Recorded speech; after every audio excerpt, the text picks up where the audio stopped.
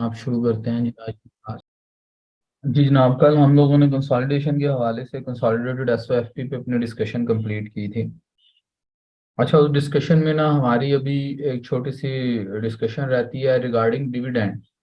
वो डिविडेंड के ऊपर कल बात रह गई थी हमारी, तो आज हम जरा डिविडेंड से बात अपनी शुरू करते हैं, फिर इंशाल्लाह इनके क्वेश्चंस पे भी बात करते हैं।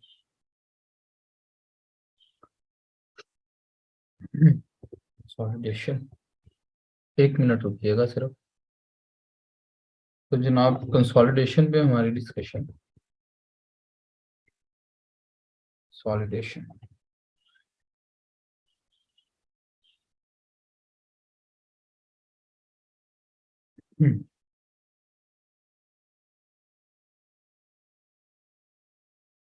Dividend issued by subsidiary company.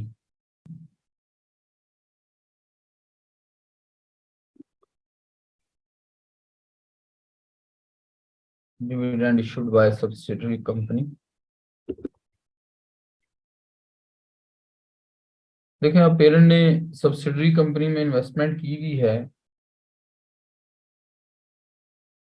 तो डेफिनेटली डिविडेंड जो है वो सब्सिडरी कंपनी पे करेगी, इशू करेगी, जिसमें से हिस्सा जो है वो पेरेंट कंपनी का भी होगा। हम लोग इसे मेनली दो हिस्सों में डिवाइड कर सकते हैं। पार्ट ए, इसे हम कहेंगे कि डिविडेंड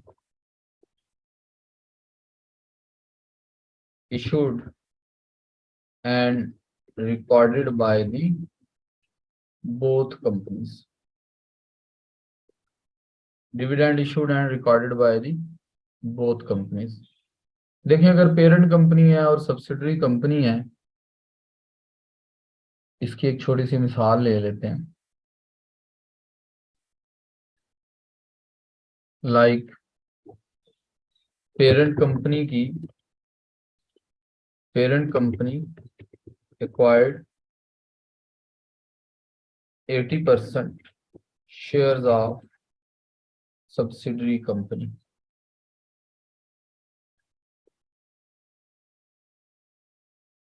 पेरेंट कंपनी जो है उसने सब्सिडरी कंपनी के 80% शेयर एक्वायर किए हुए हैं। Subsidiary company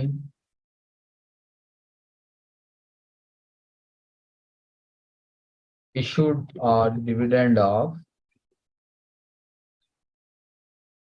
rupees say 100. So share of parent in dividend, इस डिविडेंड में जो पेरेंट का शेयर है वो 100 का 80% होगा। तो मतलब 80 रुपए जो हैं वो पेरेंट के बनेंगे, और 20 रुपए इसमें से जो डिविडेंड है वो हम लोग एनसीआई को देंगे, मतलब नॉन कंट्रोलिंग इंटरेस्ट को पे करेंगे। तो हमारे पास जो है वो डिविडेंड के हवाले से ये एक छोटा सा, मैंने इसको मैं एग्जांपल ले ली, क्वेश्चन ले लिया। अब इसके अकॉर्डिंग जो है ना वो हम लोग इसको ट्रीट कराते हैं कि अगर बस एक मिनट रुकिए, जरा अजान कंप्लीट हो जाए, मैं करता हूँ बात further.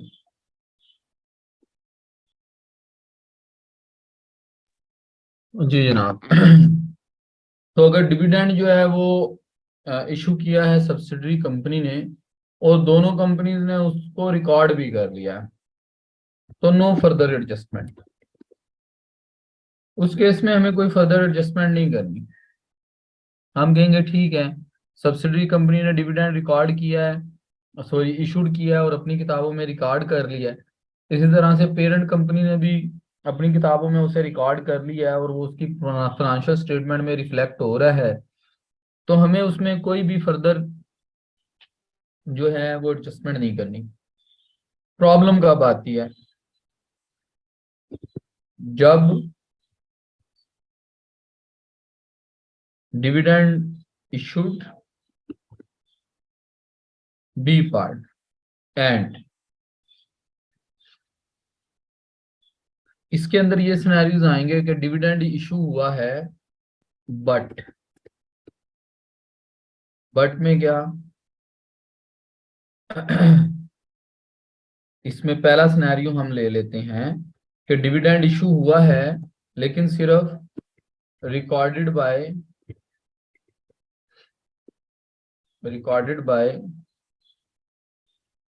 P only, parent only. वह ये है कि डिविडेंड इशू हुआ है लेकिन सिर्फ और सिर्फ क्या हुआ है कि सिर्फ और सिर्फ पेरेंट ने उसे रिकॉर्ड किया है। तो हम कहेंगे ठीक है जी, अगर पेरेंट ने रिकॉर्ड किया है तो पहले मैं आपको ना इसकी बेसिक जर्नल एंट्रीज बताऊंगा कि इन्होंने इंडिविजुअल बुक्स में कैसे रिकॉर्ड की हैं, और फिर मैं आपको इसकी एडजस्टेड जर्नल एंट्री बताऊंगा कि एडजस्टेड जर्नल एंट्री इसकी किस तरीके से पास होनी चाहिए थी। तो जी, in the books of parents,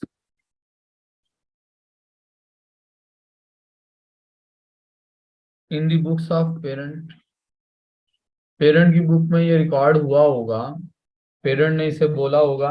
देखें, जब डिविडेंड मिलता है तो वो डिविडेंड जो है वो इनकी इनकम बनता है, पेरेंट की इनकम बनता है। तो जब पेरेंट ने रिकॉर्ड कर लिया है तो पेरेंट इसको रिकॉर्ड करेगा, वो अपनी रिटेन्ड अर्निंग के थ्रू इसकी एडजस्टमेंट करता है। मतलब वैसे तो उसके लिए ये अदर इनकम होता है उसकी, ठीक है, उसकी अदर इनकम होता है। तो वो क्या करता है, वो कहता है कि डिविडेंड इनकम, सॉरी, पेरेंट इसको रिकॉर्ड करेगा। हम कहेंगे इसको ना हम इस तरह से लिखते हैं, डिविडेंड इशूड नहीं, डिविडेंड डिक्लेयर्ड। इसको मैं इस तरह से लिख लेता हूँ कि डिविडेंड डिक्लेयर्ड एंड एक्सेप्टेड। मतलब जब हम एजीएम में जाकर, एजीएम से पहले जो है वो डिविडेंड प्रपोज कर दिया जाता है, और उसके बाद फिर उसमें जाकर बाद में एजीएम में वो जो है उस पर वोटिंग होती है, उसे अप्रूव किया जाता है, और उसके बाद फिर क्या होता है, अनाउंस हो जाता है वो। ठीक है, हम कहेंगे dividend declared but not yet paid. Dividend declare हुआ है, अभी तक पे नहीं हुआ। अगर पे नहीं हुआ और पेरेंट कंपनी की किताबों में सिर्फ रिकॉर्ड हुआ है, तो देखिए डिविडेंड पेरेंट कंपनी ने कैसे रिकॉर्ड करना था। डिविडेंड पेरेंट कंपनी ने रिकॉर्ड करना था कि डिविडेंड उसके लिए इनकम था, तो इसने कहना था dividend receivable debit, dividend receivable debit और dividend income credit, dividend receivable debit और डिविडेंड इनकम क्रेडिट। ये जर्नल एंट्री हमने पेरेंट की किताबों में पास करनी थी, जो कि हुई भी है। अच्छा, हमारे पास जो है वो सब्सिडरी की किताबों में क्या जर्नल एंट्री पास होनी थी? सब्सिडरी की किताबों में जर्नल एंट्री पास होनी थी, उसने कहना था डिविडेंड एक्सपेंस डेबिट और डिविडेंड पेएबल क्रेडिट 100 और 100, इस तरीके से डिविडेंड एक्सपेंस डेबिट और डिविडेंड पेएबल क्रेडिट। हुआ क्या है कि इसको सिर्फ पेरेंट ने अपनी किताबों में रिकॉर्ड किया है। पेरेंट के रिकॉर्ड करने का मतलब है कि पेरेंट ने सिर्फ जर्नल एंट्री पास की है, लेकिन सब्सिडरी ने इसकी कोई जर्नल एंट्री पास नहीं की। तो हम कहेंगे कि अगर सब्सिडरी कंपनी जर्नल एंट्री पास करती तो क्या करती, तो सब्सिडरी जर्नल कंपनी ने ये जर्नल एंट्री पास करनी थी। अब इसमें हम लोग ना एडजस्टेड जर्नल एंट्री सीखेंगे, मतलब एडजस्टमेंट कैसे करनी है।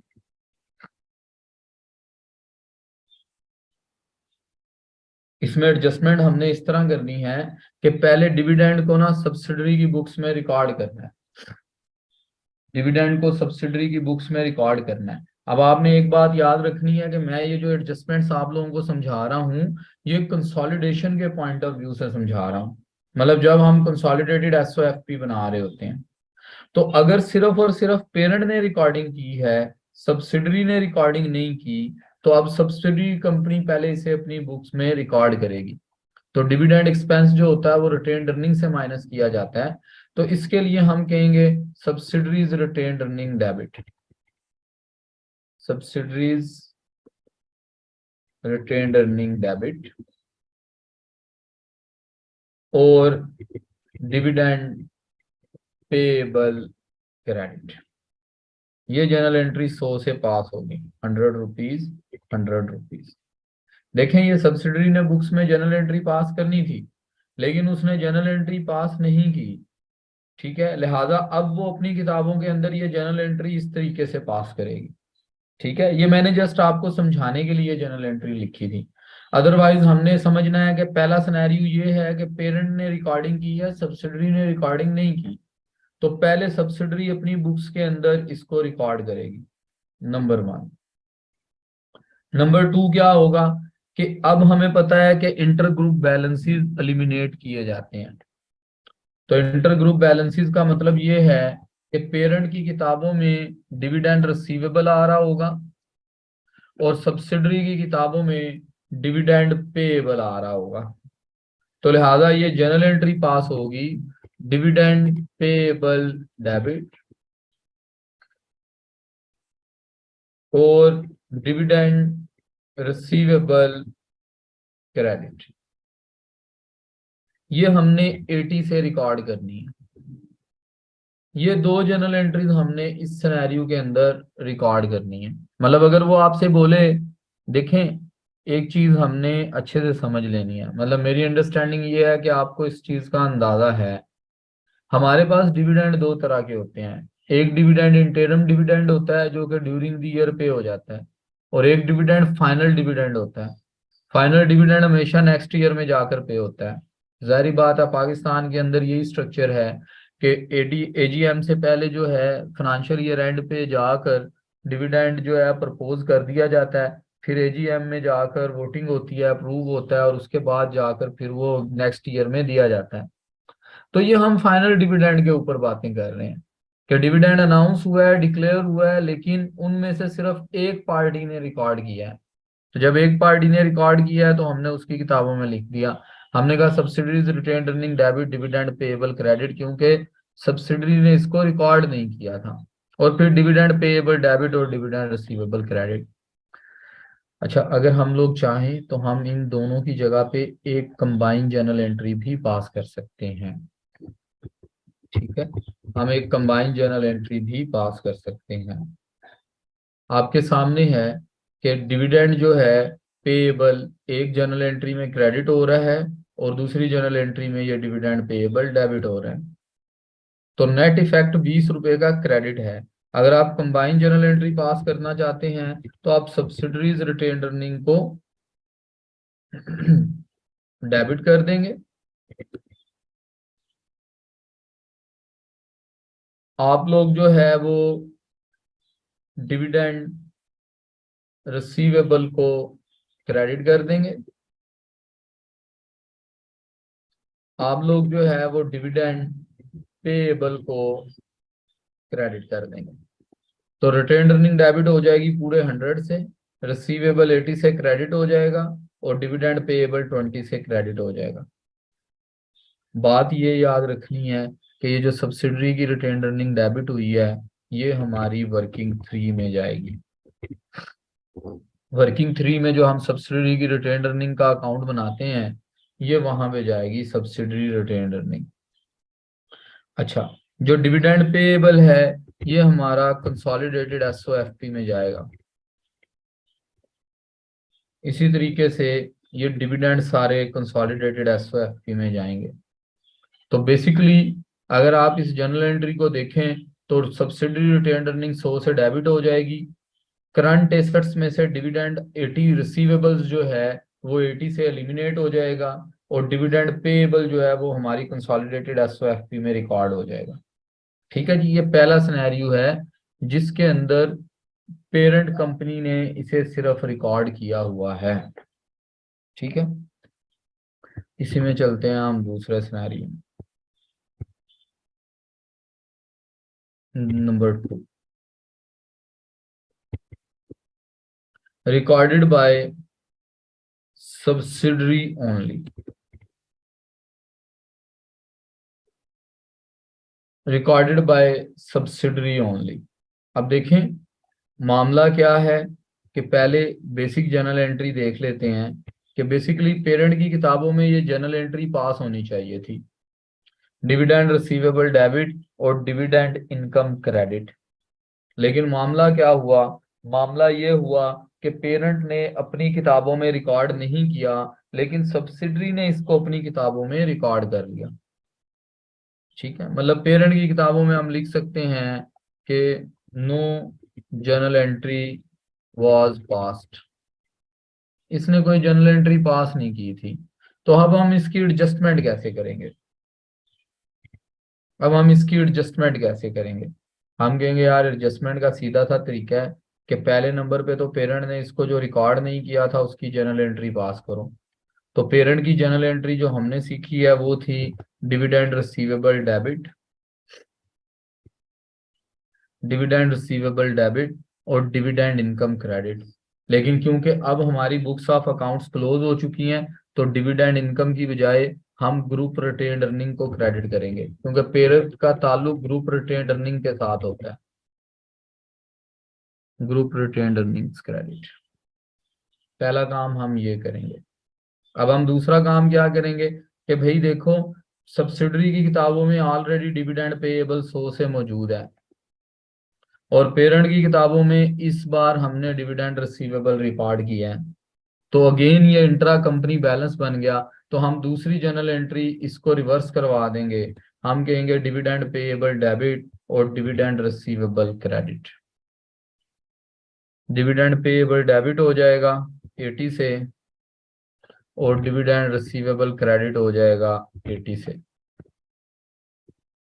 ठीक है, तो हम इस तरीके से जो है वो इसको रिकॉर्ड करवाएंगे।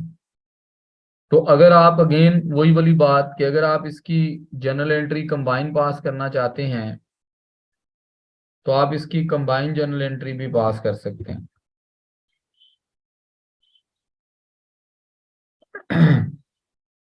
कंबाइन जर्नल एंट्री में हम ये करेंगे कि जनाब जो हमारे पास है डिविडेंड पेएबल उसको हम डेबिट कर देंगे, डिविडेंड पेएबल डेबिट, और हम लोग ग्रुप रिटेन्ड अर्निंग को क्रेडिट कर देंगे, ग्रुप रिटेन्ड अर्निंग्स क्रेडिट।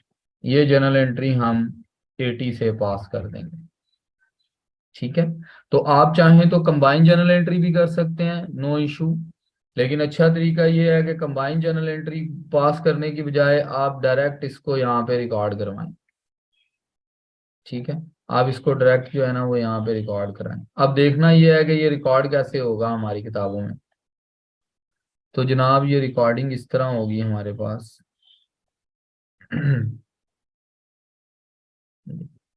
हम कहेंगे कि ये जो डिविडेंड रिसीवेबल है, ये डिविडेंड रिसीवेबल हमारा कंसोलिडेटेड एसओएफपी में जाएगा,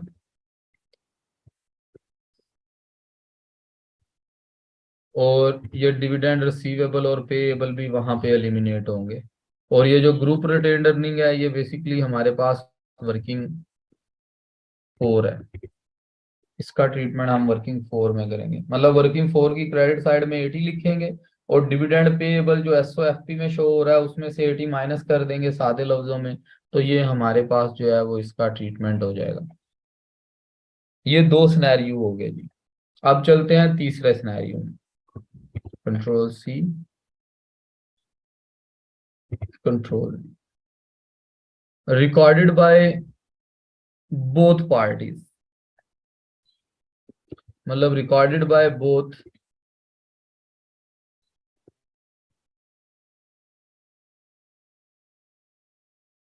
पेरेंट एंड सब्सिडी। हुआ ये है कि डिविडेंड डिक्लेयर हो गया है, अनाउंस हो गया है, पे नहीं हुआ अभी तक, और दोनों पार्टीज ने उसे रिकॉर्ड भी कर लिया। इसका मतलब ये हुआ कि अगर दोनों पार्टीज ने उसे रिकॉर्ड भी कर लिया है तो बेसिकली ये जर्नल एंट्रीज यहाँ से पिक करते हैं।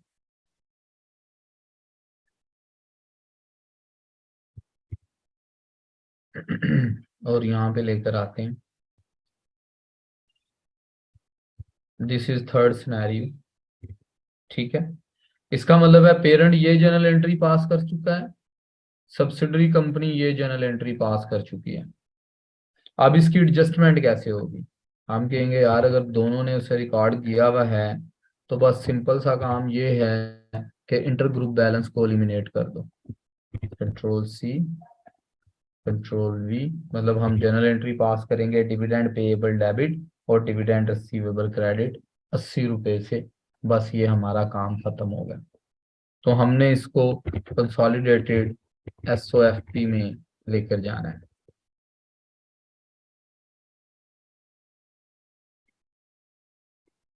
कंसोलिडेटेड एसओएफपी में हमने इसको लेकर जाना है। अच्छा, और चौथा और आखिरी सिनेरियो ये है कि दोनों पार्टीज ने इसको रिकॉर्ड नहीं किया, फिर क्या होगा? फोर्थ सिनेरियो,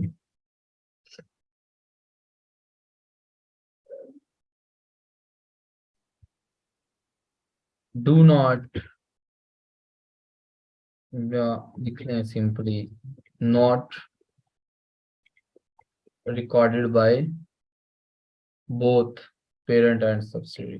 दोनों ने उसे रिकॉर्ड ही नहीं किया, दोनों ने उसे रिकॉर्ड नहीं किया, मतलब इसका मतलब ये है कि इन दोनों ने अपनी किताबों में कोई जर्नल एंट्री पास नहीं की। No journal entry was pass.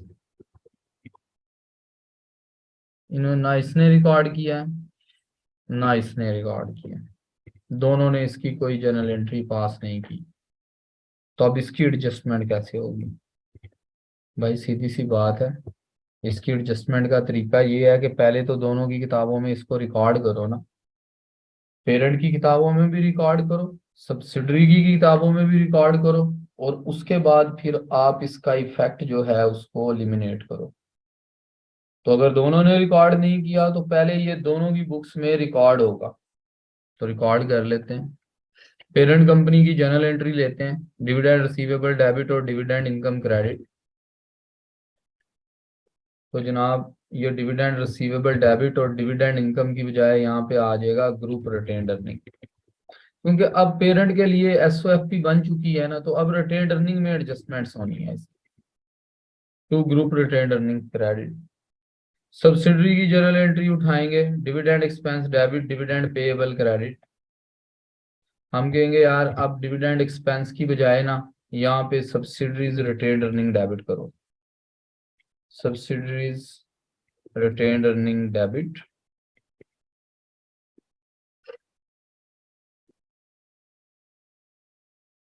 Subsidiaries retained earning debit और डिविडेंड पेएबल क्रेडिट। अच्छा, अब क्या होगा? आखिरी जर्नल एंट्री पास करो इसकी एलिमिनेशन की, डिविडेंड पेएबल डेबिट और डिविडेंड रिसीवेबल क्रेडिट। इस तरीके से ये जर्नल एंट्रीज ना हमारी 3 पास होंगी। अगर आप चाहते हैं कि नहीं यार 3 नहीं, हम तो एक जर्नल एंट्री पास करेंगे, तो एक जर्नल एंट्री में फिर कंबाइंड जर्नल एंट्री जब आप पास करेंगे तो ये देखें डिविडेंड रिसीवेबल और डिविडेंड रिसीवेबल, ये हो गया आपका डेबिट और क्रेडिट होके खत्म, ये 0 हो गया। अब आपके पास डिविडेंड पेएबल यहाँ पे क्रेडिट हो रहा है, यहाँ पे डेबिट हो रहा है 80 से।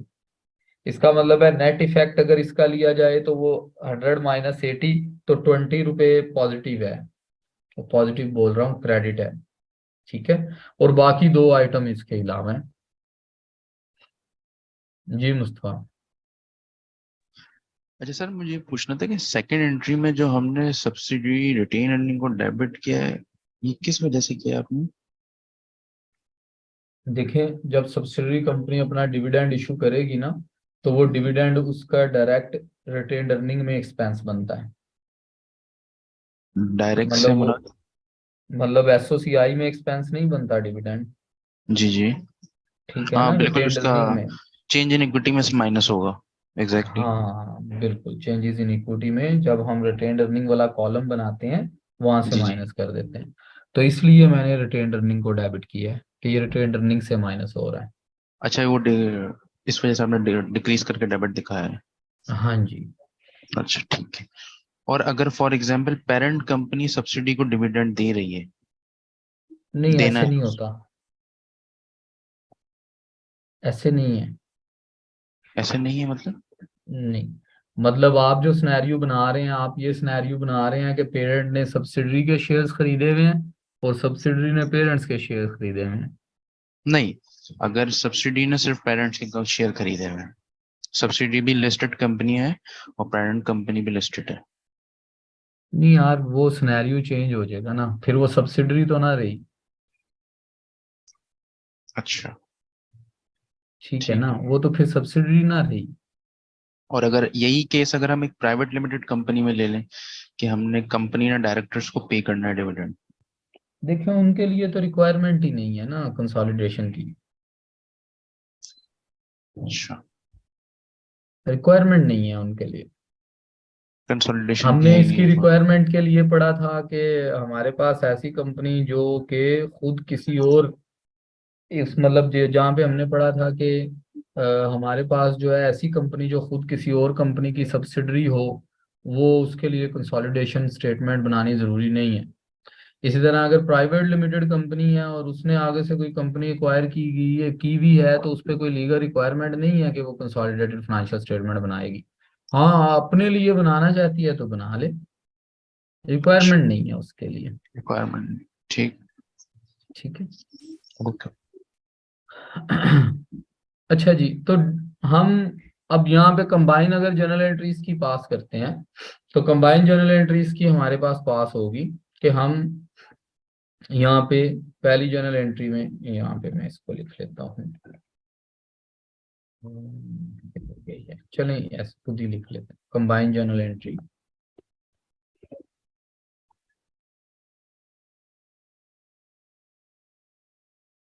कंबाइन जर्नल एंट्री में जनाब ये होगा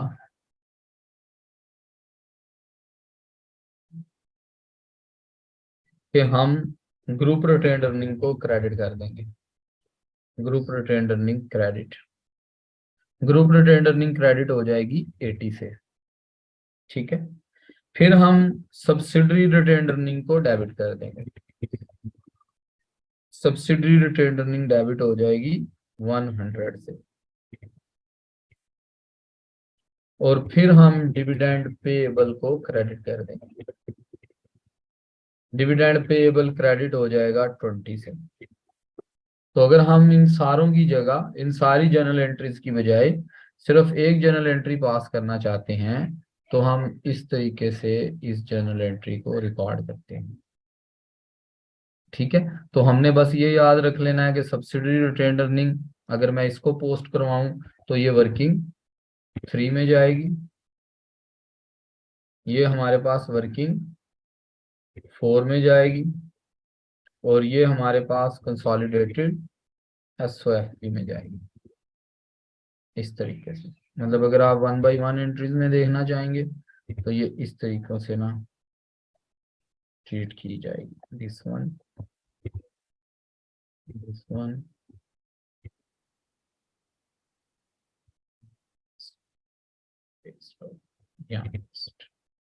इस तरीके से ना जी हम लोग जो है वो कंसोलिडेटेड रिटेन्ड अर्निंग जो रहती है, एसओएफपी जो होती है, उसको कंप्लीट करते हैं।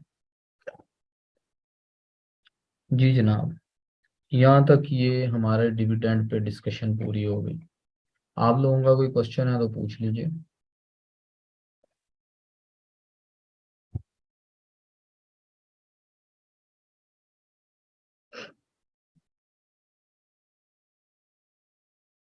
ओके, कोई क्वेश्चन नहीं है।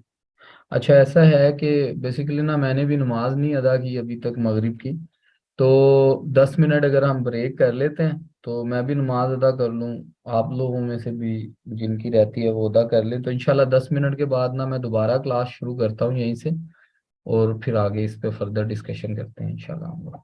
तो बस 10 मिनट की ब्रेक ले रहे हैं नमाज के लिए, क्योंकि वो नमाज का टाइम फिर कम होता है मगरिब का।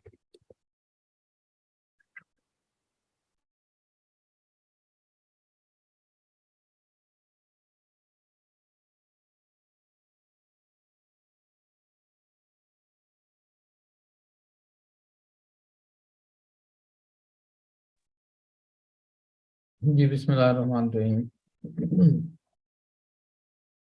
अच्छा जनाब, यहाँ तक जो है वो हमारी डिस्कशन जो है ना वो कंसोलिडेटेड एसओएफपी पे पूरी होती है।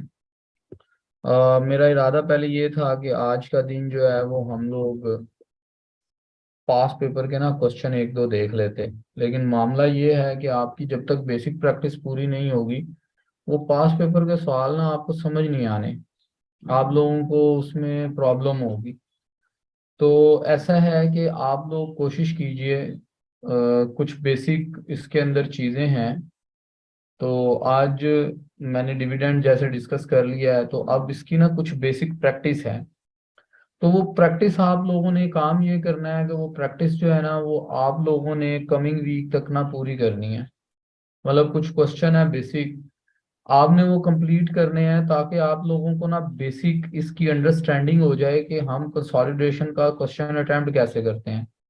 क्योंकि जब तक आपको क्वेश्चन अटेम्प्ट नहीं करना आएगा, इसका कोई फायदा नहीं है कि मैं आपके साथ पास पेपर के क्वेश्चन डिस्कस भी करूंगा, तो भी उसके पॉइंट्स जो हैं वो आप लोगों को क्लियर नहीं होंगे। तो आप लोग ये कि कहिएगा कि आप लोगों ने कमिंग वीक तक जो है वो इसके बेसिक क्वेश्चन जो हैं वो कंप्लीट करने हैं। अच्छा, वो क्वेश्चन मिलेंगे कहाँ से, लेने कहाँ से हैं? देखें, वो क्वेश्चंस इस तरह से हैं कि वो क्वेश्चंस आप लोगों ने, एक तो मैंने आपके साथ कैफ 5 का स्टडी टेक्स्ट शेयर किया हुआ है, ठीक है, FAR 2 का। वो वहां से उसके बिल्कुल बेसिक क्वेश्चंस हैं, आप बड़े अच्छे तरीके से प्रैक्टिस कर सकते हैं। मैं एक मिनट आपके साथ से ओपन भी कर लेता हूँ उस बुक को, ताकि आप लोगों को थोड़ा अंदाजा हो जाए कि मामला जो है वो आसान है, मुश्किल नहीं है। और अच्छा, उसके अंदर प्रॉब्लम सिर्फ इतनी सी आती है कि उसकी वर्किंग जो है ना इस बुक की, वो मेरी वर्किंग से थोड़ी सी डिफरेंट है।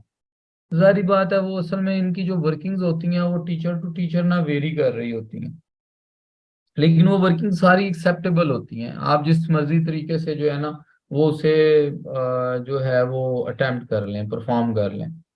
तो वो मेरे वाले तरीके से थोड़ी सी मुख्तलिफ होगी। तो मैं ऐसा करूंगा कि मैं आप लोगों के साथ एक बुक बुक तो नहीं है, खैर वो एक बुक का ही कुछ हिस्सा है, वो मैं आप लोगों के साथ शेयर करूंगा। उसमें बहुत सारे प्रैक्टिस क्वेश्चन हैं, लेकिन आपने सारे नहीं करने, आपने उनमें से सिर्फ सिलेक्टिव करने हैं। बल्कि मैं कोशिश करूंगा कि मैं अगर उसमें से कुछ सिलेक्टिव मटेरियल ही आपको भिजवा दूं, कि आप लोग सिर्फ वो सिलेक्टिव मटेरियल से क्वेश्चन अटेम्प्ट कर लें।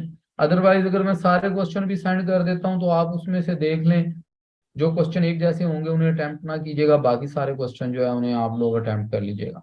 ठीक है, मेरा मकसद सिर्फ ये है कि आप लोगों की एक बेसिक लेवल की प्रैक्टिस पूरी हो जाए, आपको समझ आ जाए कि कंसोलिडेटेड एसओएफपी कैसे बनती है, कंसोलिडेटेड एसओसीआई कैसे बनती है। फिर हम ये करेंगे कि जब हमारी ये डिस्कशन पूरी हो जाएगी और आप लोग इस वीक में प्रैक्टिस भी कर लेंगे, तो इंशाल्लाह कमिंग वीक में फिर दो जो क्लासेस होंगी उनमें से एक क्लास ना फुल फ्लैज हम पास पेपर्स के लिए रख लेंगे, कि उसके अंदर हम और कोई चीज पढ़ेंगे नहीं, हम सिर्फ पास पेपर्स जो है उन्हें डिस्कस करेंगे कि उन पास पेपर्स में क्या क्या चीजें हैं और हमने उनको जो है वो किस तरीके से अटेम्प्ट करना है। ठीक है जी, तो जनाब यहाँ पे बात करते हैं शुरू। तो आज मैं आप लोगों को इससे आगे थोड़ा और पढ़ाऊंगा कंसोलिडेटेड एसओसीआई के हवाले से। ठीक है जी, आज में हमारा जो दूसरा काम होगा वो कंसोलिडेटेड, ये भी सिंपल है। अभी आपको जो मैं क्वेश्चन भेजूंगा वो भी सिंपल होंगे। Consolidated statement of comprehensive income, ये कैसे बनती है।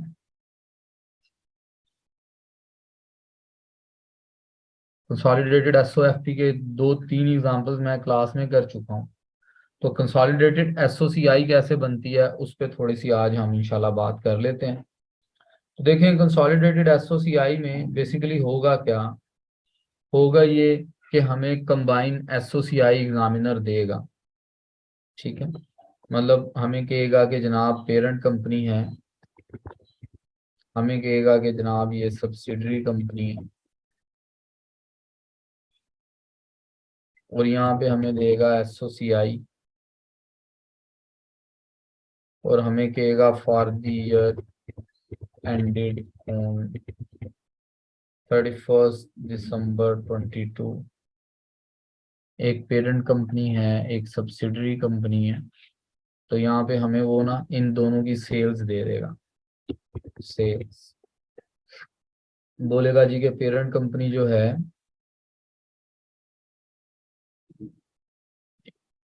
बोलेगा कि पेरेंट कंपनी की सेल्स हैं जनाब 50,000, सब्सिडरी कंपनी की सेल्स हैं 30,000। फिर वो बोलेगा लेस कॉस्ट ऑफ सेल्स,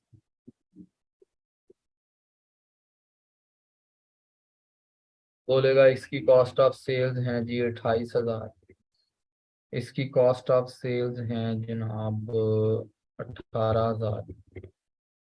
तो यहाँ पे हमारे लिए वो जीपी कैलकुलेट कर लेगा। This will be gross profit. Gross profit, तो ग्रॉस प्रॉफिट में हम से माइनस करेंगे। This will be gross profit. Gross profit के बाद वो बोलेगा अदर इनकम है। अदर इनकम है जनाब इसके लिए से 8,000, इसके लिए है अदर इनकम से 5,000। इसके बाद हैं इनके सारे के सारे एक्सपेंसेस। ऑपरेटिंग एक्सपेंसेस को मैं कंबाइन लिख रहा हूँ, ठीक है। तो हम यहाँ पे ऐड कर रहे हैं अदर इनकम को और हम यहाँ से लेस कर रहे हैं एक्सपेंसेस। तो एक्सपेंसेस हैं जनाब 10,000, एक्सपेंसेस हैं जनाब इसके फॉर एग्जांपल 6,000 कर लेते हैं। तो यहाँ पे हमारे पास ना इनका नेट प्रॉफिट आ जाएगा। Net profit this plus this minus this 20,000 and 11,000, ये इनका आ गया है प्रॉफिट। अब एग्जामिनर हमें इंफॉर्मेशन भी देगा कि भाई ये कब कंपनी खरीदी गई है। वो आपसे कहेगा कि P acquired 80% shares of subsidiary on 1 January 2022। P ने 80% शेयर सब्सिडरी के एक्वायर किए हैं 1/1/2022 को। देखिए मैंने आपको फाइनेंशियल एंड ईयर एंड दिया है 31 दिसंबर 2022, ठीक है, मतलब 1 साल पहले ये एक्वायर की गई है। तो रिक्वायरमेंट क्या है हमारे पास? Required prepare consolidated SOCI. Consolidated SOCI जो है वो बना कर दिखाएं। ये जनाब हमारे पास ना एक आ गया है क्वेश्चन, इसका सलूशन देख लेते हैं। सलूशन भी आसान। हमने क्या करना है, हमने सिंपल ये काम करना है कि हमने यहाँ पे लिखना है कंसोलिडेटेड एसओसीआई।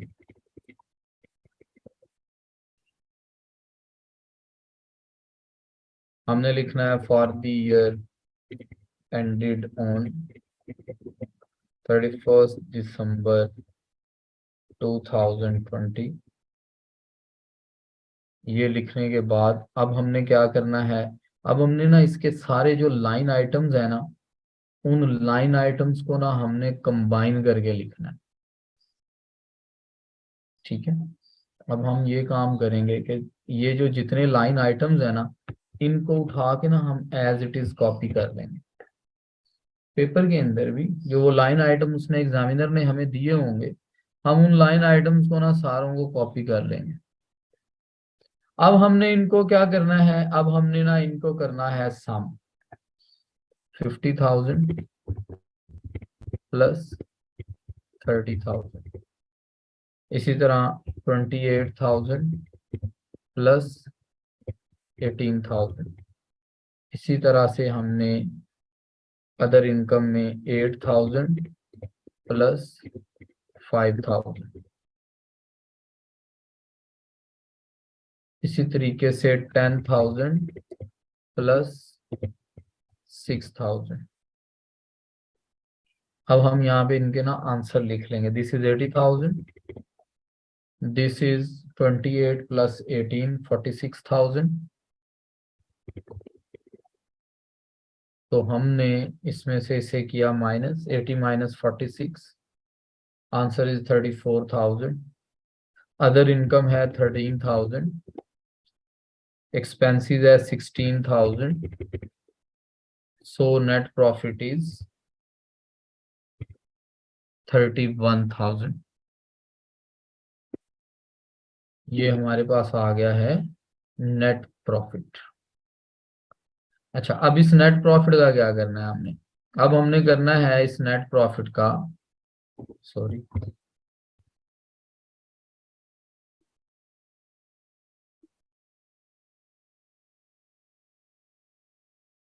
इसको हम कहते होते हैं नेट प्रॉफिट एट्रीब्यूटेबल टू। ठीक है, ये मतलब ये एक डिस्क्लोजर देना होता है हमने इसके साथ कि ये जो नेट प्रॉफिट आया है ना, this profit is attributable to. Attributable to का मतलब है कि ये अब हमने ना इस नेट प्रॉफिट को ना डिवाइड करना है। भाई डिवाइड किस तरह, किसमें करना, किस तरह से करना है? हम कहेंगे कि जनाब हमने इसको डिवाइड इस तरह करना है कि पेरेंट का कितना शेयर है और एनसीआई का कितना शेयर है। हमने पेरेंट और एनसीआई के शेयर्स में ना इनको करना है डिवाइड। तो यहाँ से कंट्रोल सी कंट्रोल वी, यहाँ पे लिख लेते हैं कि इसका आंसर अब भी 31,000 ही आएगा। तो अब डिवाइड कैसे होगा? ये डिवाइड इस तरह से होगा कि हमें ना एक एनसीआई की वर्किंग बनानी होगी। देखें, मैंने एक एनसीआई की वर्किंग आपको पहले बनानी सिखाई है, वर्किंग 5। वो एनसीआई की वर्किंग जो होती है ना, वो जब हम कंसोलिडेटेड एसओएफपी बनाते हैं तो हम तब बनाते हैं उस वर्किंग को। और ये वाली जो वर्किंग मैं आपको बनाने जा रहा हूं, ये एनसीआई की वर्किंग है फॉर एसओसीआई। ये एनसीआई की वर्किंग फॉर एसओसीआई है। यहाँ सबसे पहला आइटम लिखेंगे प्रॉफिट शेयर। इसका प्रॉफिट शेयर कितना है? प्रॉफिट शेयर कहाँ से आएगा भाई? सब्सिडरी के प्रॉफिट पे जाएंगे। सब्सिडरी का प्रॉफिट है टोटल 11,000, ठीक है ना। पेरेंट का शेयर है 80%, इसका मतलब है एनसीआई जो है वो 20% है। तो हम ये काम करेंगे कि हम क्वेश्चन में से ना सब्सिडरी का प्रॉफिट पिक कर लेंगे, दैट इज 11,000। तो यहाँ पे हम लिखेंगे रुपीज 11,000, ठीक है। यहाँ पे हम ले लेंगे 11,000। अब इस 11,000 को जो है वो हम एडजस्ट करेंगे। अच्छा, इसके भी दो तरीके हैं, या तो 20-20% अलग से करके लिखते जाओ, या ये काम कर लो कि इसको ना हमने अगर 20%, जैसे अब ये 11,000 प्रॉफिट आ रहा है तो मैं डायरेक्ट इसको 11,000 भी लिख सकता हूँ और फिर बाद में इसका शेयर ले लूँ। और मैं यूं भी कर सकता हूँ कि मैं पहले ही शेयर ले लूँ। मतलब ये 11,000 है तो मैं लिखूं 11,000 मल्टीप्लाइड बाय 20%। तो 2,200 मेरा यहाँ पे प्रॉफिट शेयर आ जाएगा, लिहाजा यहाँ पे मेरा बैलेंस कैरी डाउन आएगा 2,200। तो यहाँ पे मैंने एनसीआई के सामने ना यहाँ से रकम उठाकर लिखनी 2,200। तो मेरा ये टोटल 31,000 होना चाहिए, लिहाजा पेरेंट का शेयर ना बैलेंसिंग फिगर आएगा। ठीक है, ये याद रखेंगे कि जो पेरेंट का शेयर होता है वो इस केस में बैलेंसिंग फिगर होता है। मतलब ये जो 31,000 का टोटल आया होता है, यही टोटल उठाकर हमने यहाँ पे लिखना होता है। इस टोटल की सेग्रीगेशन करनी है तो पहले एनसीआई वर्किंग के जरिए कैलकुलेट होगा। हम एनसीआई की वर्किंग बनाएंगे, फिर हम उसे कैलकुलेट करेंगे और उसको उठाकर फिर हम यहाँ पे मेंशन करेंगे। ठीक है, इस तरीके से हमारी कंसोलिडेटेड एसओसीआई बनती है। मतलब इसमें मुश्किल काम नहीं है, ये उसकी बनिस्बत आसान है कंसोलिडेटेड एसओएफपी की। लेकिन इसके अंदर बस एक वर्किंग एक्स्ट्रा बनती है। मतलब वहाँ यहाँ हम एनसीआई के जो शेयर है एसओसीआई में लिखने के लिए उसको हम सेपरेटली जो है वो कैलकुलेट करते हैं। ठीक है, तो ये एक बेसिक सी एग्जांपल दी मैंने आपको कंसोलिडेटेड एसओसीआई की। आप क्वेश्चन है तो पूछिए।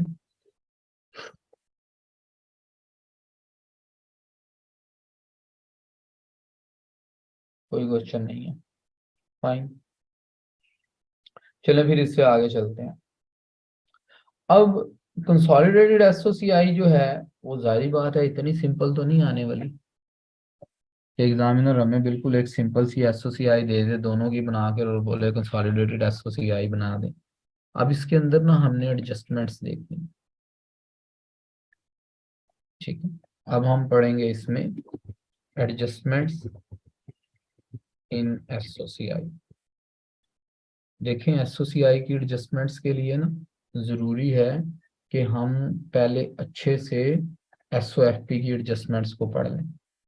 मतलब आप लोग जब अपने घर पे इसे प्रैक्टिस कर रहे होंगे ना, तो आपने ये काम करना है कि पहले 4 5 6 क्वेश्चन ना बेसिक वाले एसओएफपी के अटेम्प्ट कर लेने। उसके बाद फिर आपने क्वेश्चन एसओसीआई वाले अटेम्प्ट करने हैं।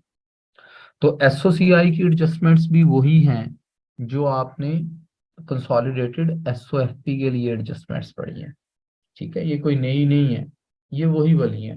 बस फर्क थोड़ा सा इतना है कि अब हम इनको कंसोलिडेटेड एसओएफपी के पॉइंट ऑफ व्यू से नहीं पढ़ेंगे, बल्कि अब हम इनको कंसोलिडेटेड एसओसीआई के पॉइंट ऑफ व्यू से पढ़ेंगे, ठीक है। तो एडजस्टमेंट इन एसओसीआई, एसओसीआई की एडजस्टमेंट्स कर लेते हैं। सबसे पहली चीज क्या है?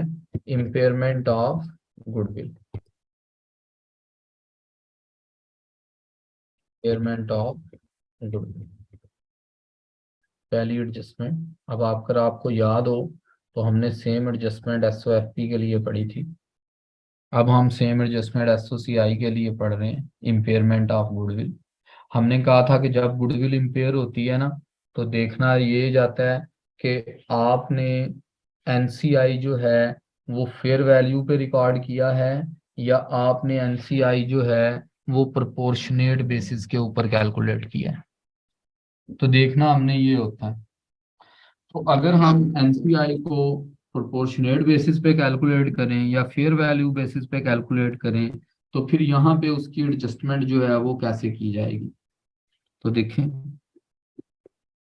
इसमें तरीकाकार ये है, हम कहते हैं जी पहली बात, if NCI is calculated at proportionate basis, proportionate to net assets basis. अगर ये NCI proportionate to net asset basis के ऊपर कैलकुलेट किया जा रहा है, तो फिर इसकी एडजस्टमेंट ये होगी। हमने वहां पे अगर आपको याद हो ना, तो वहां पे हमने बेसिकली ग्रुप रिटेन्ड अर्निंग को डेबिट किया था, ठीक है, प्रोपोर्शनेट बेसिस में। यहाँ अब ग्रुप रिटेन्ड अर्निंग नहीं होगी। यहाँ क्या होगा? यहाँ पे हम ये काम करेंगे कि हम ऑपरेटिंग एक्सपेंसेस को डेबिट कर देंगे, ऑपरेटिंग एक्सपेंसेस डेबिट, ठीक है। ऑपरेटिंग एक्सपेंस में इसको डेबिट कर देंगे, क्योंकि हम एसओसीआई अब खुद बना रहे हैं। एसओएफपी के केस में हम रिटेन्ड अर्निंग इसलिए यूज करते हैं क्योंकि हम एसओसीआई नहीं बना रहे होते, हम सिर्फ और सिर्फ एसओएफपी में एडजस्टमेंट रिकॉर्ड कर रहे होते हैं। तो फिर एसओसीआई की एडजस्टमेंट जब एसओएफपी में की जाती है तो वो रिटेन्ड अर्निंग के जरिए की जाती है।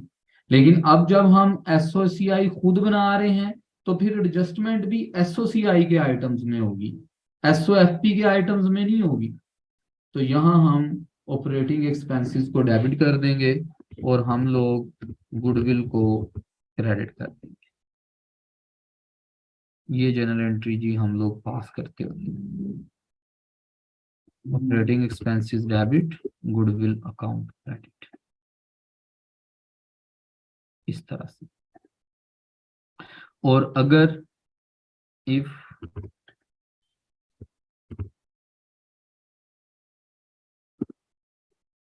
NCI is calculated at fair value basis, अच्छा, जनरल एंट्री चेंज नहीं होती, जनरल एंट्री चेंज नहीं होती, operating expense debit, goodwill account credit, मतलब एसओसीआई के अंदर जनरल एंट्री चेंज नहीं होगी। आपकी जनरल एंट्री में ऑपरेटिंग एक्सपेंस ही डेबिट होंगे, मतलब आप अपने एक्सपेंसेस इंक्रीज कर देंगे। और यहाँ पे आपने हमेशा जो इम्पेयरमेंट लॉस लेना होता है वो फॉर द ईयर होना लेना होता है। देखें एक बड़ा कॉमन डिफरेंस याद कर लेंगे, जब हम लोग एसओएफपी में एडजस्टमेंट्स कर रहे होते हैं तो हम लोग क्यूमुलेटिव इफेक्ट्स लेते हैं, मतलब टोटल इफेक्ट्स लेते हैं। और जब हम लोग एसओसीआई की एडजस्टमेंट्स कर रहे होते हैं तो क्यूमुलेटिव इफेक्ट्स नहीं लेते, बल्कि हम उस पर्टिकुलर ईयर के इफेक्ट लेते हैं जिसके लिए हम वो फाइनेंशियल स्टेटमेंट बना रहे होते हैं। तो यहाँ पे ये तरीका होगा इसका। तो यहाँ पे जनाब ये एडजस्टमेंट जो है आपकी वो कंसोलिडेटेड एसओसीआई में ठीक होगी, ये कंसोलिडेटेड एसओएफपी में ठीक होगी। एसओएफपी तो हमने बनानी नहीं है, ठीक है ना, अभी हम एक ही स्टेटमेंट बनानी सीख रहे हैं एक एक करके।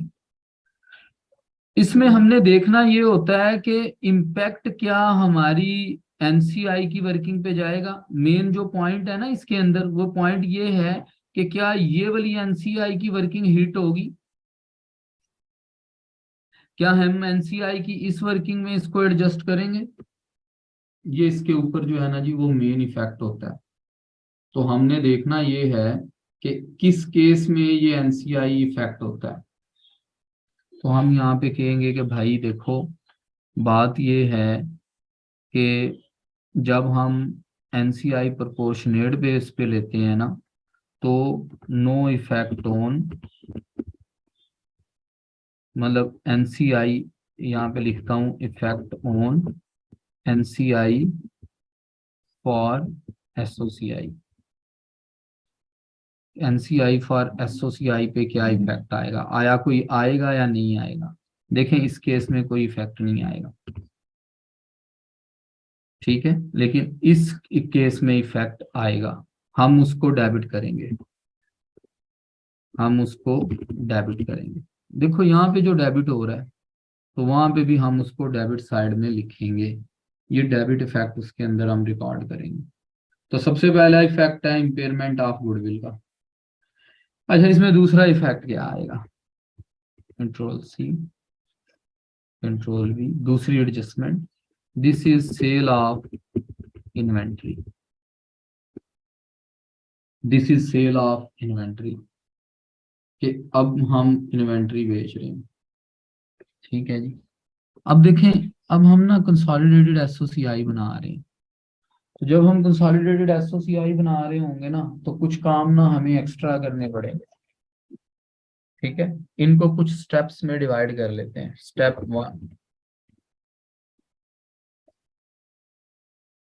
One is eliminate total sales from consolidated sales, बल्कि इसको टोटल की बजाय मैं लिखता हूं इंटर ग्रुप टोटल सेल्स। सबसे पहला काम आपने ये करना है कि जो इंटर ग्रुप टोटल सेल होगी उसको आपने ना कंसोलिडेटेड सेल से माइनस करना है। मतलब ये जो कंसोलिडेटेड फाइनेंशियल स्टेटमेंट में एसओसीआई के अंदर आपने सेल्स को ऐड करके लिखा है ना, इसमें जो इंटर ग्रुप सेल्स होगी ना वो आपने माइनस करवा देनी है। This is step one. फिर क्या होगा, फिर हम जाएंगे स्टेप टू पे। स्टेप टू, स्टेप टू क्या है, स्टेप टू है eliminate intergroup total sales from consolidated cost of sales. Step two में हमने इंटरग्रुप जो टोटल सेल्स होंगी वो कॉस्ट ऑफ सेल्स में से एलिमिनेट करनी होगी। मतलब कंसोलिडेटेड एसओसीआई में ये जो कॉस्ट ऑफ सेल वाला लाइन आइटम होता है इससे हमने उन्हें माइनस करना होगा। फिर हम जाएंगे स्टेप थ्री पे।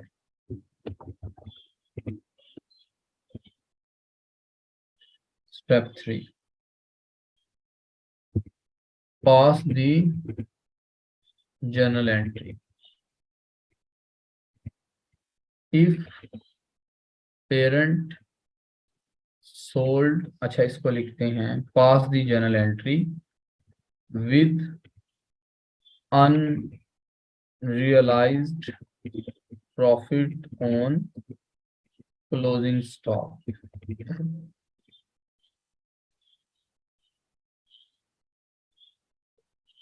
अब हमने unrealised profit on closing stock की मदद से ना जर्नल एंट्री पास करनी है। A, if parent sold goods to subsidiary, अगर पेरेंट कंपनी सब्सिडरी कंपनी को गुड्स सोल्ड करेगी तो फिर आपने जर्नल एंट्रीज के लिए पास करनी है। आपने कहना है कॉस्ट ऑफ सेल्स डेबिट और inventory account credit. Cost of sales debit और इन्वेंट्री अकाउंट क्रेडिट, आपने ये जर्नल एंट्री जो है ना वो पास करनी है।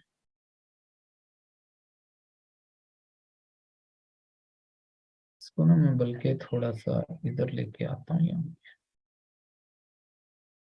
ठीक है।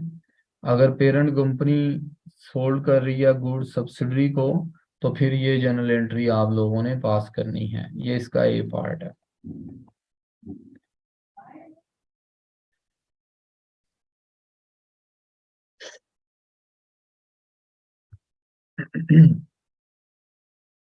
अच्छा जनाब, अब इसके चलते हैं B part. If subsidiary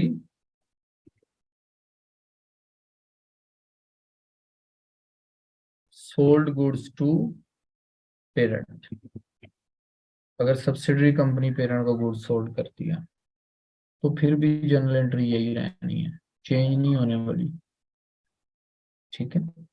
cost of sales debit, stock account credit या इन्वेंट्री अकाउंट क्रेडिट। असल में देखना हमने ये होता है कि एक तो इसका इफेक्ट कहाँ जाएगा और दूसरा क्या कंसोलिडेटेड सॉरी जो हमने एनसीआई एसओसीआई की वर्किंग बनाई है क्या वो इससे हिट होगी या नहीं होगी, ये दो चीजें देखनी है। मतलब ये हमने कंसोलिडेटेड एसओसीआई में ट्रीट करना है, इसे कंसोलिडेटेड एसओ है।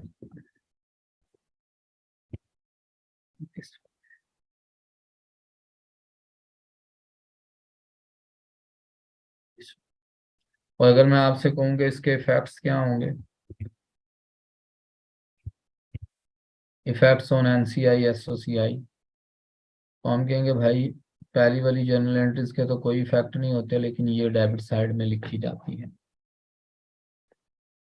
ठीक है। अब ऐसा करते हैं कि एक छोटा सा ना क्वेश्चन कर लेते हैं ताकि आप लोगों को मेरी ये बात ना समझ आए कि ये मैं क्या बात कर रहा हूँ कि कौन सी चीज कहाँ से माइनस करनी होती है। एग्जाम्पल ले लेते हैं एक छोटी सी एग्जाम्पल।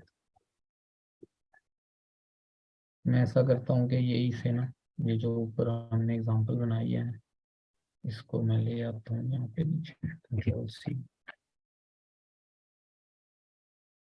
कंट्रोल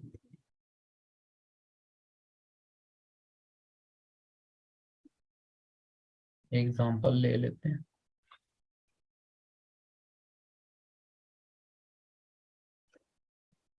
ये सेल्स लिखी हुई हैं जी, इसमें कुछ एडजस्टमेंट्स आपको मैं रिकॉर्ड करवा देता हूँ। पी ने 80% शेयर एक्वायर किए थे। अच्छा, मैं आपसे कहता हूँ कि ड्यूरिंग 2022 इसको कर लेते हैं पी लिमिटेड, इसको कर लेते हैं S limited.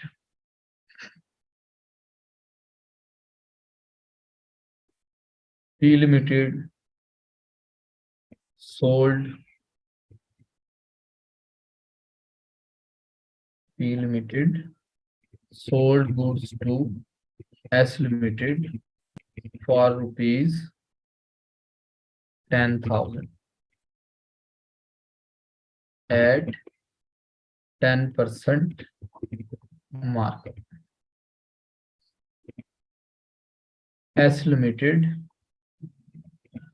hold 40% out of these goods at year and.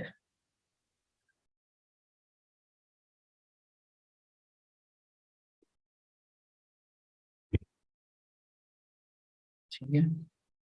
अच्छा, फिर इसी तरीके से इसी बात को मैं सब्सिडरी कंपनी के लिए ले लेता हूँ।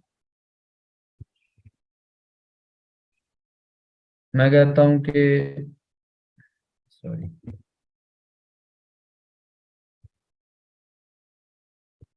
During 2022 S limited sold goods to P limited parent company को, इसको कर लेते हैं 6,000 एट 10% मार्जिन।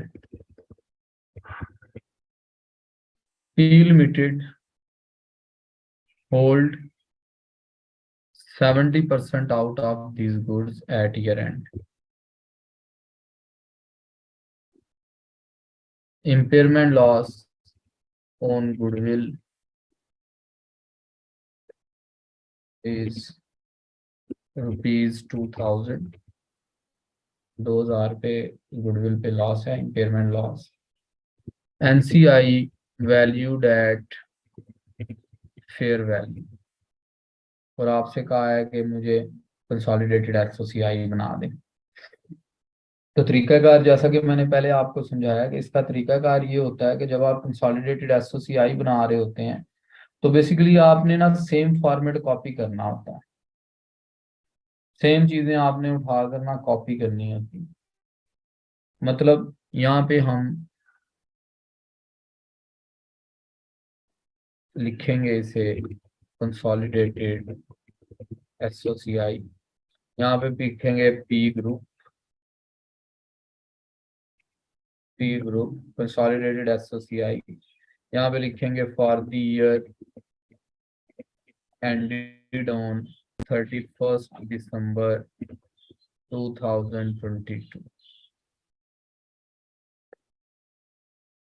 ये लिखने के बाद ना अब हम क्या करेंगे, अब ना हम इसको कॉपी कर लेंगे लाइन आइटम को, Ctrl+C Ctrl+V। अब हम ये काम करेंगे कि ये वाली जो वैल्यूज है ना इनको लिख लेंगे।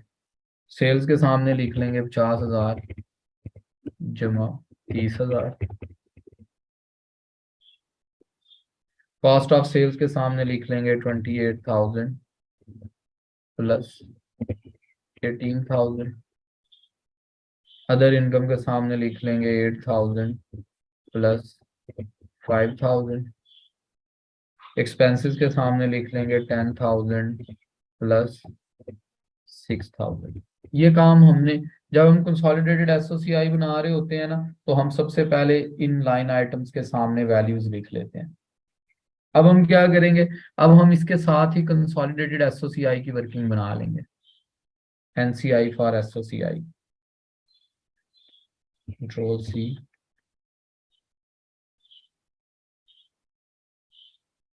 Ctrl। NCI फॉर एसओसीआई 11,000 है, तो मैंने 11,000 जो है उसका 20% यहाँ पे लिख लिया 2,200। अब मैं 1 बाई 1 ना एडजस्टमेंट करूंगा इसकी रिकॉर्ड। ठीक है, अब मैं 1 बाई 1 जो है वो इसकी एडजस्टमेंट रिकॉर्ड करूंगा।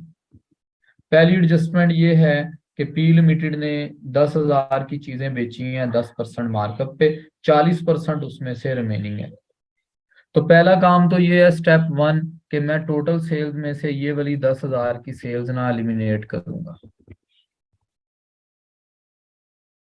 सेल्स में से भी और कॉस्ट ऑफ सेल्स में से भी, मैं दोनों जगह से इसको एलिमिनेट करूंगा। स्टेप 1 सेल से एलिमिनेट किया, स्टेप 2 कॉस्ट ऑफ सेल से एलिमिनेट किया। लॉजिक मैं आपको बाद में समझा देता हूँ कि क्यों ऐसा करते हैं। तो सेल्स और कॉस्ट ऑफ सेल से हमने इसको एलिमिनेट किया। स्टेप 3 में जाएंगे, अनरियलाइज प्रॉफिट कैलकुलेट करेंगे, कर लेते हैं। Sales minus cost is equal to GP, इसके लिए मार्कअप है, इसके लिए मार्कअप है, सॉरी, मार्कअप जो है ये है जनाब आपका 10%। मतलब 10% जीपी है, 100% कॉस्ट है, 110% सेल्स है। अब आपके पास जो क्लोजिंग स्टॉक है वो 10,000 का 40% है, मतलब 6,000 है।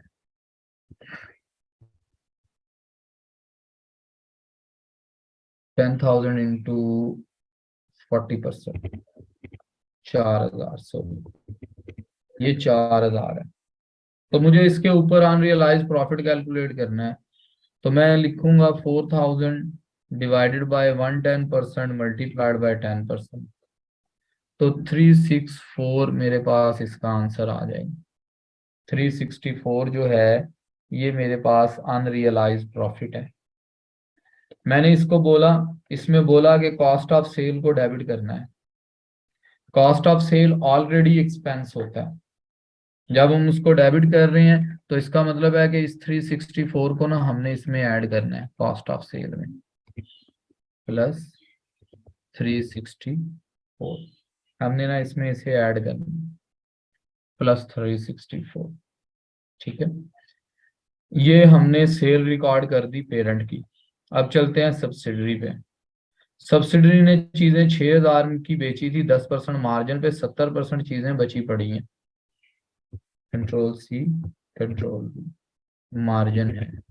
सबसे पहले काम तो ये करना है कि सब्सिडरी ने जो 6,000 की चीजें बेची हैं, ये 6,000 आपने सेल्स में से भी माइनस करने हैं, और आपने ये 6,000 कॉस्ट ऑफ सेल्स में से भी माइनस करने हैं। 6,000 सेल्स से माइनस, 6,000 कॉस्ट ऑफ सेल से माइनस। दूसरी बात यह है कि अब आपने इस पे अनरियलाइज प्रॉफिट लेना है, तो 100% पे आपकी सेल्स हैं और 10% पे मार्जिन है, 90% पे ये वैल्यू है। टोटल 6,000 रुपए की चीजें थी, उन 6,000 रुपए की चीजों में से 70% आपके पास रिमेनिंग बचा पड़ा है। तो 70% बचा पड़ेगा होने का मतलब ये है कि ये क्लोजिंग स्टॉक है आपके पास। तो यहाँ पे हम लिख लेते हैं इसको 4,200। तो इस 4,200 का 10% जो है वो हमारे पास 420 आएगा। आपने ये काम करना है कि आपने इस 420 में से 20 को यहाँ पे लिख देना है, ऐड बैक करवाना है, प्लस 420। और इस 420 को आपने एनसीआई में भी लेकर जाना है, अनरियलाइज प्रॉफिट ऑन स्टॉक। जब सब्सिडरी कंपनी बेचेगी ना तो एनसीआई ये वाला भी हिट होगा।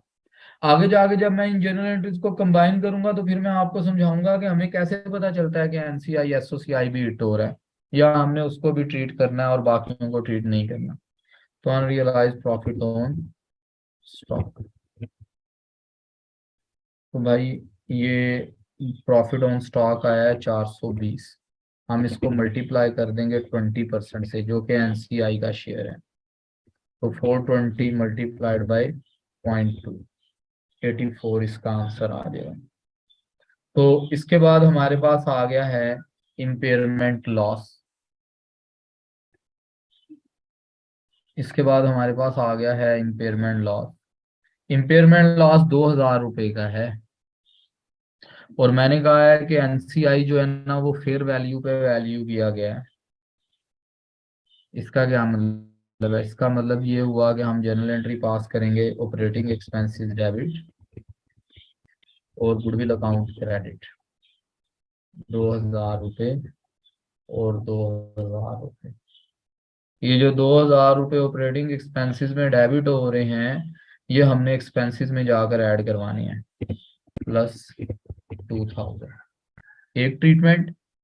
और ये इम्पेयरमेंट क्योंकि एनसीआई फेयर वैल्यू पे है तो सब्सिडरी की रिटेन अर्निंग हिट होती है, मतलब सब्सिडरी पे इसका इफेक्ट जा रहा होता है।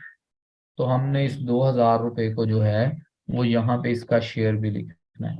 यहाँ पे हम लिखेंगे इम्पेयरमेंट लॉस डेबिट 2,000 है मल्टीप्लाइड बाय 20%, तो ये आपके पास 400 आ जाएगा। ठीक है, यहाँ तक ये सारी चीजें हमने कर ली हैं कंप्लीट। अब हम क्या करेंगे, अब हम इनका करेंगे सम करेंगे। तो जनाब सेल्स आ गई 50,000 जमा 30,000 माइनस 10 और 6 16,000, मैं इकट्ठा लिख रहा हूँ।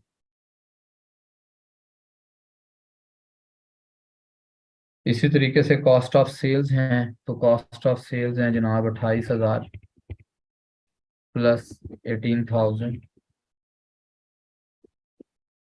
Minus 10,000 plus 364 minus 6,000 plus 420, this will become cost of sales. तो सेल्स में से कॉस्ट ऑफ सेल्स कर देंगे माइनस, जीपी आ जाएगा, ये आपके 13,000 ही आएंगे, ये आपके 18,000 हो जाएंगे। तो नेट प्रॉफिट का यहाँ पे मेरे पास आंसर आ जाएगा, नेट प्रॉफिट आ जाएगा 28216। ठीक है, ऊपर हमने कहा था कि इसको एट्रीब्यूटेबल बनाना होता है, तो profit net profit attributable to, मैंने वहां से कॉपी कर लिया है इसको, simple this one, net profit attributable to. तो भाई एट्रीब्यूटेबल टू कैसे बनेगा, तो एट्रीब्यूटेबल टू बनेगा is equal to this plus this minus this. ये 28,216 ना इधर भी आना चाहिए। तो एनसीआई का पहले आंसर निकाल लो। एनसीआई का आंसर आएगा 2200 माइनस 84 माइनस 400, तो 1716। तो एनसीआई के सामने आ जाएगा 1716। तो जब हम इसमें से इसे माइनस करेंगे तो ये पेरेंट का शेयर बैलेंसिंग फिगर आ जाएगा। तो इस तरीके से जो है वो हम कंसोलिडेटेड एसओसीआई बनाते हैं, मतलब उसकी वर्किंग भी करते हैं और उनको जो है वो ट्रीट करवाते हैं। हमने इसमें एक काम सिर्फ ये करना होता है कि इसमें ना एक वर्किंग एक्स्ट्रा बनती है, वो ये वाली एनसीआई फॉर एसओसीआई। अच्छा, इसका एक और तरीका भी है, अगर आप इसको परसेंटेजेस पे शुरू में नहीं बनाना चाहते तो इसको आप यूं भी बना सकते हैं, और इसको आप यूं भी बना सकते हैं कि यहाँ पे आप पूरी वैल्यू लिखें 11,000, यहाँ पे आप पूरी वैल्यू लिखें 420, यहाँ पे आप पूरी वैल्यू लिखें 2,000। अब ये आंसर आ जाएगा 8580। ये जो 8580 आंसर आएगा ना, इसमें से एनसीआई शेयर ले लें। एनसीआई शेयर, एनसीआई का शेयर है 20%, तो आप इसका 20% ले लें, आंसर आपका वही रहना है 1716 1716। तो जो एनसीआई की वर्किंग एसओसीआई के लिए बनती है ना जी, उसमें हम लोग जो है वो इस तरीके से उसे ट्रीट करवाते हैं 1716। मतलब आप चाहें तो फुल अमाउंट से रिकॉर्ड कर ले, आप चाहें तो मिनिमम अमाउंट से रिकॉर्ड कर ले। जी जनाब, यहाँ तक आपका कोई क्वेश्चन?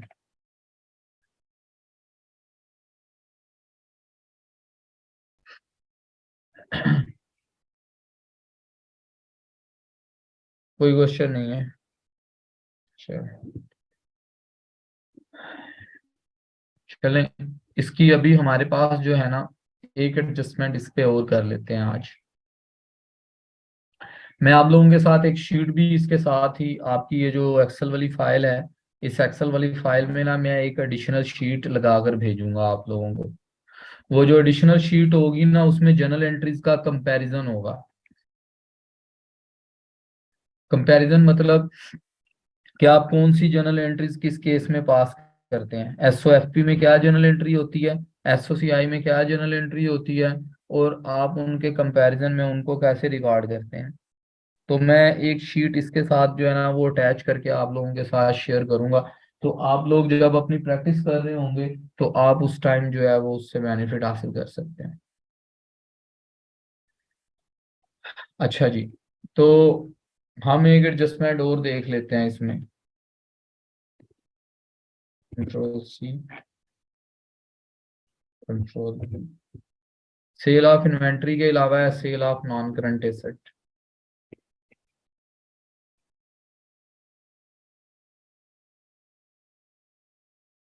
सेल ऑफ इन्वेंट्री के बाद है sale of non current asset. Parent company subsidiary को सेल कर दे एसेट, या सब्सिडरी पेरेंट को कर दे। 2 मिनट ब्रेक करनी पड़ेगी, अजान जरा कंप्लीट हो जाए जी।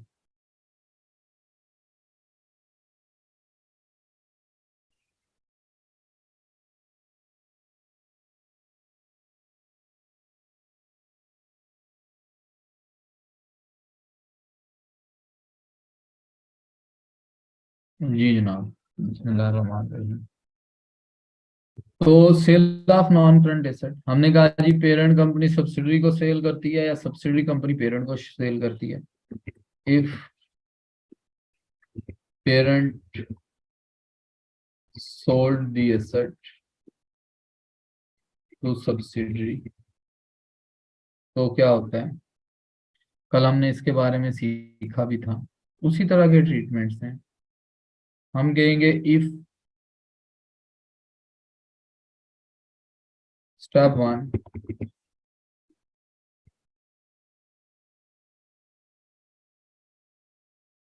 स्टेप 1 है कैलकुलेट गेन या लॉस ऑन डिस्पोजल।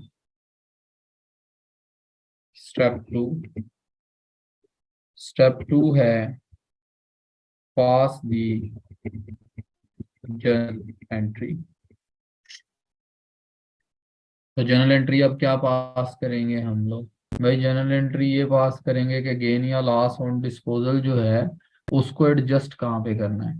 लेकिन एडजस्टमेंट उसकी ये होगी कि उस गेन या लॉस को ना हमने एलिमिनेट करना होगा।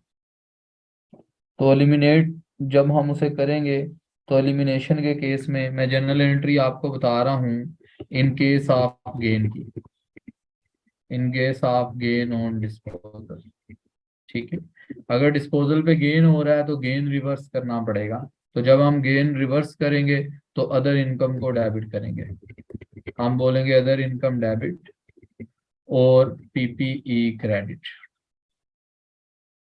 अदर इनकम डेबिट और पीपीई क्रेडिट, ये जनरल एंट्री हम लोग पास करते हैं। अगर लॉस होगा तो डेफिनेटली इस जनरल एंट्री को आप रिवर्स कर देंगे। बस सिंपल सा ये काम करना होता है हमें। फिर हम जाएंगे स्टेप 3 में। अब कम्युलेटेड डेप्रिसिएशन कैलकुलेट नहीं करनी, calculate depreciation expense for the year. फिर हम चले जाएंगे स्टेप 4 पे। Step 4 is pass the journal entry. General entry कैसे आपने पास करनी है? जनरल एंट्री आपने पास करनी है कि पीपीई को डेबिट कर देना, property plant and equipment debit, और आपने कॉस्ट ऑफ सेल को क्रेडिट करना है, या आपने ऑपरेटिंग एक्सपेंसेस को क्रेडिट करना है। भाई बात ये है कि इन दोनों में डिफरेंस कैसे करेंगे। देखें, अगर तो वो नॉन करंट एसेट हमारी प्रोडक्शन में यूज हो रहा है, लाइक प्लांट है, मशीनरी है, इक्विपमेंट है, तो फिर उसकी डेप्रिसिएशन का इफेक्ट कॉस्ट ऑफ सेल पे जाता है। हमें पता है कि प्रोडक्शन मतलब मैन्युफैक्चरिंग बिजनेसेस के अंदर जो depreciation on plant and machinery होती है वो हमारी टोटल प्रोडक्शन कॉस्ट का पार्ट होती है। तो इस वजह से फिर हम उसे कॉस्ट ऑफ सेल में एडजस्ट करते हैं। तो यहाँ पे हम उसका इफेक्ट कॉस्ट ऑफ सेल से डिडक्ट करेंगे। और अगर वो फर्नीचर है या वो बिल्डिंग है या वो इस तरह का कोई आइटम है जो कि ऑपरेटिंग पर्पसेस के लिए यूज हो रहा है, ऑपरेटिंग एक्सपेंस के तौर पे चार्ज हो रही है डेप्रिसिएशन, तो फिर ऑपरेटिंग एक्सपेंस ले लेंगे। तो हम इस तरीके से इस जर्नल एंट्री को पास करेंगे। तो ये जर्नल एंट्रीज हम देखें, अगर इसको देखें तो यहाँ पे इसका इफेक्ट कंसोलिडेटेड एसओसीआई में जाता है।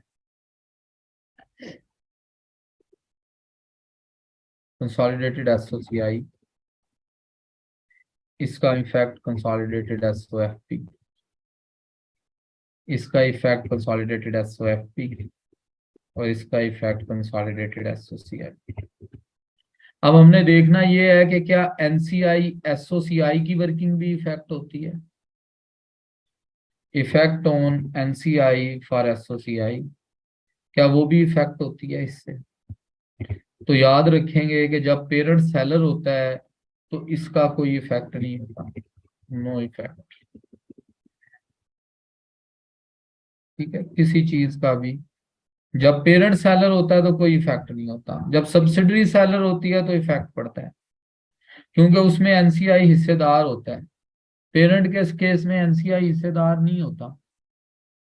तो ये जनरल एंट्रीज हम लोग पास करते हैं अगर हमारे पास जो है वो पेरेंट कंपनी सब्सिडरी को कोई एसेट बेचेगी। अच्छा, अगर इसके अपोजिट हो जाएगा फिर क्या करेंगे? मतलब पेरेंट की बजाय if subsidiary sold the asset to parent company,